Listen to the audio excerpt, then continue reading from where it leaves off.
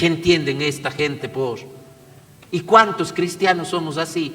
Y esta frase, aunque es durísima, la quiero decir en las 2 misas transmitidas, para que les quede en la conciencia y en el corazón de la gente. ¿En qué nos hemos vuelto los cristianos que ni siquiera somos capaces de hablar de Dios, mucho menos de vivir la Eucaristía? Nos hemos convertido en unos mentirosos. Y algunos me van a decir, porque esta es la parte dura que estoy diciendo, esa no es la dura todavía, para los que venimos a la misa, para los que venimos a comulgar inclusive en la misa.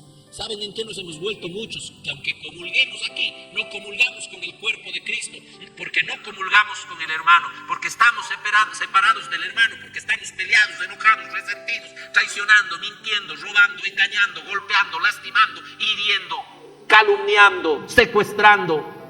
Nos hemos vuelto en unos pobres y simples tragahostias. Hoy celebramos la solemnidad del Corpus Christi, palabras latinas que significan el cuerpo de Cristo. Esta solemnidad, esta fiesta que entraña ante todo el amor de Dios. Van a ser 2 palabras las que pudieran resumir o son el hilo conductor para entender un poquito el mensaje de los textos bíblicos de hoy. La primera palabra es la alianza, una alianza anterior y una nueva alianza, y una alianza que tenemos que vivirla nosotros.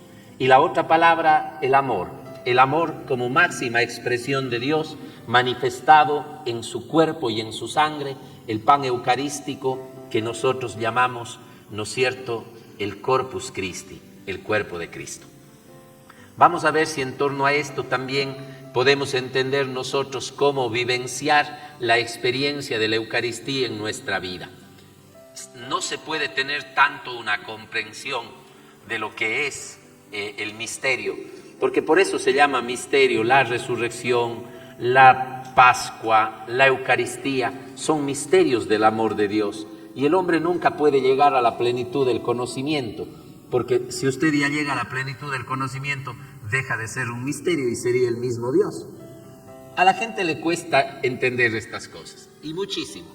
Es increíble que uno, cuando se trata de Dios, se critica todo. Esto que yo estoy diciendo, si alguien medio dejado de llevar de ideas paganas, medio modernistas, medio hecho el sabio humanamente hablando, hecho el instruido y el letrado, ¿qué es lo que nos va a decir? Nos va a decir, ahí está. Los curas dicen que es un misterio, quieren que nosotros creamos en eso. Les encanta manipular a la gente. Aquí hay 2 errores tremendos. El primero, creer que la gente es tonta. O sea que porque yo me paro aquí y digo lo que digo, ustedes dicen, bueno señor, ya parecito. Listo, taita curita, porque usted ha mandado y usted ha dicho. Gracias. Eso es un atentado a la inteligencia humana. O sea, solo ellos son los genios que no se dejan convencer. Y el resto, más de 1.000 millones de borregos. Ya, sí. El segundo gran error. Si una persona realmente es tan inteligente para dudar de algo, debe tener bastante conocimiento. Y cuando uno tiene más conocimiento, sabe que lo que conoce es muy poquito, ¿o no? Claro, solo el necio puede decir, yo sé todo, mi inteligencia es suficiente para entender los misterios. En cambio, el hombre inteligente, el hombre sabio, el hombre que se ha leído por lo menos un par de libros en el año y que se ha instruido por lo menos la primaria, con un poco de sabiduría, sabe que lo poco que podemos conocer en la vida es ínfimo frente a la infinita magnitud de cosas que podemos saber. ¿Cuántos misterios tenemos en la vida diaria? Al principio nuestra pandemia fue un misterio, y creo que para muchos sigue siendo. ¿De qué mismo fue? ¿No? Es un misterio. Las cosas humanas son un misterio, y las cosas de Dios queremos que no sean misteriosas. El enamoramiento de las personas son un misterio. Hay guambras más buenas gentes, responsables, honestos, educados, bien varoncitos. Asoma por ahí un mamarrachín y la guambra se enamora de esa cosa. ¿Sí o no? Y la mamá dice, pero hijito, ¿cómo te vas a ir a enamorar de ese teniendo este lindo chico? ¿Y qué le dice la guambra? Cásese usted con él. Yo no le quiero. Es un misterio. Las cosas del ser humano son un misterio. Nuestras propias cosas son un misterio. Hay cosas que no entendemos, pues no alcanza la razón, mas si la vemos con fe, entrarán al corazón. Decía la secuencia que hoy se debería leer, pero que como yo soy alargado, Les pediré que recen luego, pero quise prolongarme un poquito en el sermón con este tema. Bajo símbolos diversos y en diferentes figuras se esconden ciertas verdades maravillosas, profundas. Es que es así el misterio de Dios. Estamos claros hasta allí, entonces no podemos revelar. Es más, yo no me atrevo a hablar de la transustanciación. ¿Qué es esto de la transustanciación para los niños? ¿Cómo se transforma el pan, el vino, en el cuerpo y en la sangre de Cristo? Eso yo no lo puedo explicar.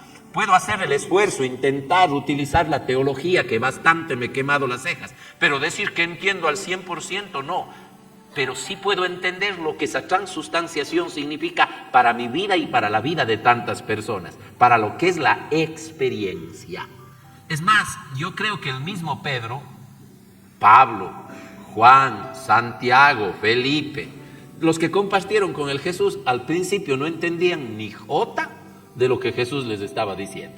Tuvieron que vivir luego la experiencia de la Pascua, de la muerte del Señor, para ir entendiendo lo que Jesús les iba diciendo. Por ejemplo, cuando les partió el pan y les dio el vino. Este es mi cuerpo. Capaz que decían, el maestro ya tomó mucho vino.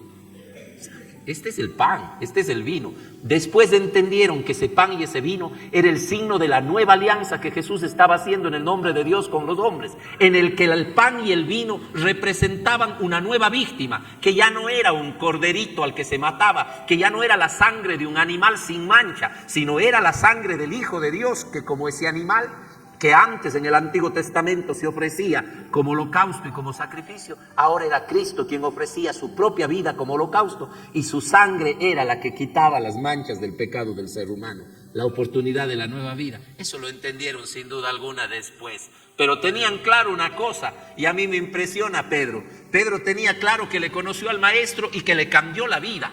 Tal vez no entendía la transustanciación como entienden los teólogos de hoy, pero entendió que su sustancia, su elemento vital, sus pensamientos ya no eran los mismos. Y después de conocerle al Maestro, su vida nunca fue la misma. Cambió su nombre, dejó de ser Kefas para pasar a llamarse, de ser Simón para llamarse Kefas, o roca, o piedra, o Pedro, como le quieran llamar.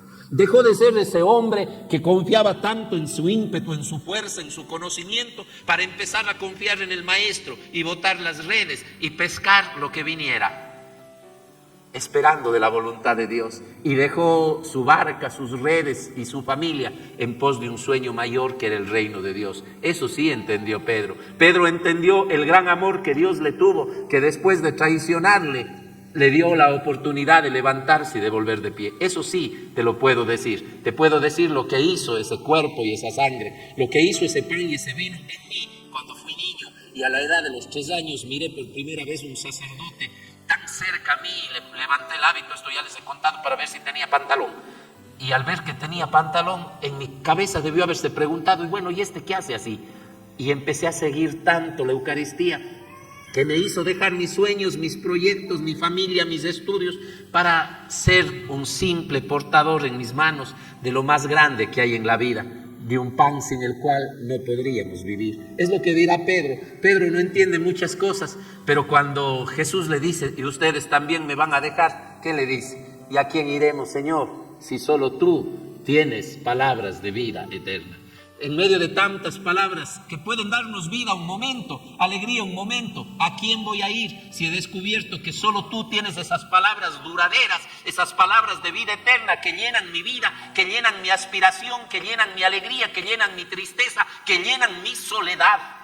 Ese es el sentir de los cristianos. Lo que pasa es que estamos tan acostumbrados a lo simple, a lo sencillo, a lo rápido, que hemos dejado de ver lo profundo, hemos dejado de ver lo que quiere hacer Dios con nosotros. Cambiar su sustancia en pan y en vino para convertirse en alimento nuestro es ser nuestra propia vida, para cambiar nuestra vida de lo que somos a ser verdaderos templos del Espíritu de Dios. Uno de los más terribles tiempos que vivió el cristianismo fue durante un emperador llamado Diocleciano. El siglo IV, en el año 300 más o menos, 303 al 311 es cuando más se da la persecución de los cristianos. Aún después que le deja, los edictos que él hiciera provocaron realmente unas persecuciones terribles en el cristianismo. Habían provocado tanto morbo el demonio en el corazón de muchos centuriones romanos, de muchos soldados romanos, que lo único que querían es desaparecer a los cristianos. No solamente querían que ya no hagan sus prácticas, sino había torturas, muerte, crucifixión, formas tremendas para deshacerse de los cristianos. Y alguna vez en un grupo de estos cristianos, cuando el gran requerimiento de Diocleciano fue: dejen de celebrar la misa, dejen de celebrar la fracción del pan, o sea, dejen de creer en que Jesús resucitado esté en ese pan para que salven su vida. ¿Saben lo que dijeron los cristianos? Sin la misa, sin la Eucaristía, ya estamos muertos. ¿Qué sentido tiene vivir si no tenemos el pan de vida eterna?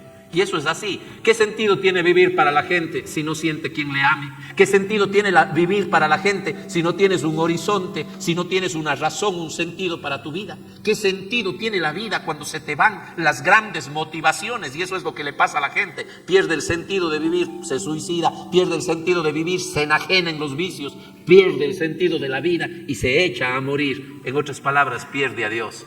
Qué lindo sería que nosotros podamos decir también: ¿y cómo vamos a vivir sin este pan que es vida? Les decía a los niñitos que terminaban el retiro de Maús hoy en la misa de las 4:30. Les hice una pregunta muy sencillita: ¿por qué Jesús no decidió quedarse en forma de un niño inocente, puro, noble, que provoque la ternura de todos nosotros? El niño Jesús, ahí tenemos la imagen, pero esa es la imagen. No se nos olvide que la Eucaristía no es una imagen, no es un símbolo, es presencia real del cuerpo y del alma y del espíritu de Jesús, de Dios, del Hijo de Dios. O sea, es presencia viva, no estamos algo que simboliza. Esto sí es una imagen nada más, en cambio. Es presencia viva, realmente estás allí, Señor, ¿no? ¿Por qué no se quedó allí en ese niño Jesús, que con tanta ternura de pronto terminaba convirtiendo a corazones tan duros que en su tierra se siguen matando, o en la nuestra también? ¿Por qué no se quedó? ¿Por qué no se quedó en la cruz? Para entender cómo puede ser posible que tanto nos ame este Dios para estar allí. Porque hubiera sido un eterno sufrir, un eterno desangrar, no solamente por eso. ¿Saben por qué? Porque desgraciadamente eso no sería vital para nosotros. ¿Cómo es eso, Padre? Claro, si tienes un niño o tienes un crucificado, tiene que estar limitado a un espacio, a un tiempo. En cambio, ¿quién de nosotros? Y lo veas o no lo veas, vas a estar por ahí. En cambio, yo les pregunto de nosotros: ¿quién de nosotros puede vivir sin alimento? ¿Alguien puede vivir? El que no se alimenta no vive, está condenado a la muerte. Dice San Alfonso María de Ligorio que se quedó en el pan, porque el pan se vuelve uno con el que lo recibe. Y yo les he dicho algunas veces esto: lo que usted comió en el desayuno, en el almuerzo, en la merienda, ya no es lo que comió. ¿Qué se volvió? Su energía vital, su fuerza, su cuerpo, su vida. Entonces se quedó en el pan como para enseñarnos eso que decían los cristianos en los primeros siglos, a pesar de la persecución y de la muerte. ¿Cómo vamos a vivir sin la Eucaristía? Sin la Eucaristía ya estamos muertos, porque podrá vivir nuestro cuerpo, pero ha muerto nuestro espíritu. Qué pobres cristianos somos en ese sentido. Cualquier pretexto es bueno para no ir a misa. La lluvia, el partido de fútbol del Cuenquita, que le vaya bien a propósito. Creo que hoy juega, ¿no? Ya ven, por eso nos ha mermado un poquito la hinchada en la misa de 7 de la noche. Es que es verdad, es que hay que ser claros. El cansancio, el trabajo, la novela. Bueno, no sé si hay novelas del domingo. Yo ya no veo televisión años así. Ya, por eso ya no ando en la última moda de las novelas para hacerles. Algún día veo un capítulo y les vengo y les hago la réplica aquí de las ridiculeces que vemos. Pero cualquier pretexto es bueno para no ir a misa. Inclusive, ¿no es cierto?, los que ya pueden tener un poquito de sentido, ya sabemos lo que el cura Marcelo dice. Habla del trago, habla de la moza, últimamente de la droga y de los políticos. ¿Ya para qué vamos a ir? Todo pretexto es bueno. Si vienes por el cura Marcelo, estás fregado. ¿Por quién uno va? Para encontrarse con el pan que nos alimenta. Un pan que se nos da a través de la palabra y que alimenta nuestro espíritu. Y un pan vivo en el que está presente el Dios vivo, que es ese cuerpo y esa sangre de Cristo. ¿Para qué? Para que tu cuerpo ya no sea tuyo. para que seas tú cuerpo y presencia de un Dios que abraza, de un Dios que consuela, de un Dios que levanta, de un Dios que da la mano al que necesita, para que tú seas un amor que sigue amando a través de tu amor, porque ese es el otro sentido de la Eucaristía. La Eucaristía no la podemos vivir si es que nosotros no entendemos que el pan que compartimos es compartir nuestra vida con quien nos necesita. Celebramos aquí la Eucaristía, pero vivimos fuera la Eucaristía, vivimos en la solidaridad, vivimos en el amor. No vivimos el Corpus Christi en el Parque Calderón solamente con los cohetes, las vacas locas, los castillos y los dulces. Eso está bien para tradición, ya les he dicho tantas veces. Eso está bien para la cultura, eso está bien para el turismo, para que se mueva la economía de Cuenca, pero eso no tiene nada que ver con la fiesta que debemos celebrar los cristianos. Voy a contar una historia que ayer, que más bien dicho ayer lo viví, lo conté en la misa de la mañana, que creo que es interesante. Venían en el avión, yo tenía una celebración en Quito y me vine en el avión de mediodía y a mi alrededor vino toda una familia, abuelos, hijos, nietos, que se venían conversando de que vienen a pasar por el Corpus Christi aquí en Cuenca. Entonces hablaron del cuy de la abuela, hablaron del cuy de la tía que sabe invitarles, hablaron de que van a ir a comer los dulces y que hay una señora que cocina bien, que hace los dulces bien ricos y que están al frente de la catedral, creo que decían, ojalá la encontremos a ella. Hablaron de los cohetes, de la vaca loca, hablaron de los curiquingues, hablaron de todo. ¿Ustedes creen que una sola vez le mencionaron a Jesús? ¿O mencionaron la misa? Yo entre mí me cogía la cara y decía, Taita Dios de Baños, Mamá Virgen del Cisne. ¿Qué entienden esta gente por? ¿Y cuántos cristianos somos así? Y esta frase, aunque es durísima, la quiero decir en las 2 misas transmitidas, para que les quede en la conciencia y en el corazón de la gente. ¿En qué nos hemos vuelto los cristianos que ni siquiera somos capaces de hablar de Dios, mucho menos de vivir la Eucaristía? Nos hemos convertido en unos mentirosos. Y algunos me van a decir, porque esta es la parte dura que estoy diciendo, esa no es la dura todavía, para los que venimos a la misa, para los que venimos a comulgar inclusive en la misa, ¿saben en qué nos hemos vuelto muchos? Que aunque comulguemos aquí, no comulgamos con el cuerpo de Cristo, porque no comulgamos con el hermano, porque estamos separados del hermano, porque estamos peleados, enojados, resentidos, traicionando, mintiendo, robando, engañando, golpeando, lastimando, hiriendo, calumniando, secuestrando. Nos hemos vuelto en unos pobres y simples tragahostias, pero no gente que se alimenta del cuerpo de Cristo. Y no lo digo yo, es más duro, puede sonar durísimo lo que digo yo, pero es mucho más duro lo que dice San Pablo. San Pablo dice, el que come y bebe el cuerpo de Cristo sin discernirlo, come y bebe su propia condenación. ¿Qué está diciendo eso? Que no basta con que vengas a comulgar si es que tu vida no se une a Cristo con el hermano, ¿entiende? Cuando comes ese pan, comulgas con el mismo Dios. A mí, por eso digo que lo que la teología me enseñó es hermoso, y lo sé, y algún día si quieren hablamos de esto en un curso de Eucaristía, pero lo que me ha enseñado la vida y el ser sacerdote de la Eucaristía, eso no tiene precio. Enseñémosle eso. Enséñale a tu hijo que cuando esté confundido, que cuando no sepa qué hacer, que cuando tenga miedo, porque hasta le puedes faltar tú, se ponga de rodillas ante Dios y le diga, Señor, aquí estoy. Que aunque peque, le diga, Señor, te traigo mi pecado porque quiero que me levantes. Y aunque tenga dudas, le diga, Señor, aunque no sé cómo puedes estar allí porque mi cabeza no entiende, creo que puedes hacer algo para cambiarme mi vida. No entiendo la transustanciación del pan y el vino, pero entiendo cómo me puedes transformar la vida porque tú me amas y solo tú tienes palabras de vida eterna. Enséñenles a sus hijos eso. Y si crees en la Eucaristía, con más razón, anda y póstrate. No estés caminando como bobo dando vueltas ahí en el Parque Calderón viendo los fuegos pirotécnicos que se acaban. Entra y ponte de rodillas y mira dónde está la joya. Algún día un niño chiquito, a mí me han enseñado eso, digo, las cosas de la vida. Ay, qué lindo el Jesucito, dice, tocando la custodia cuando pasaba. Y le digo, no, mijo, el tesoro verdadero está en el centro, no lo de afuera. El tesoro verdadero es Cristo. Y he visto a gente que pasa a comulgar así. Y no importa, qué lindo. pero lo lindo sería que esa lengua hable de Dios y no hable del prójimo, ¿sí me entiendes? O sea, no es la actitud exterior. Eso es lo que hacían en la primera alianza. Regaban la sangre de un cordero, quemaban un holocausto, pero no les tocaba la vida. Cristo dio su vida, dio su ser, dio su cuerpo para que usted y yo tengamos esa nueva vida. La vivencia eucarística la vivimos fuera. Vamos a amar, vamos a servir, vamos a compartir con quien no tiene, vamos a ser signo de un Dios que cambiando nuestra vida se vuelve también en alimento de esperanza y de alegría para los demás. Que así sea.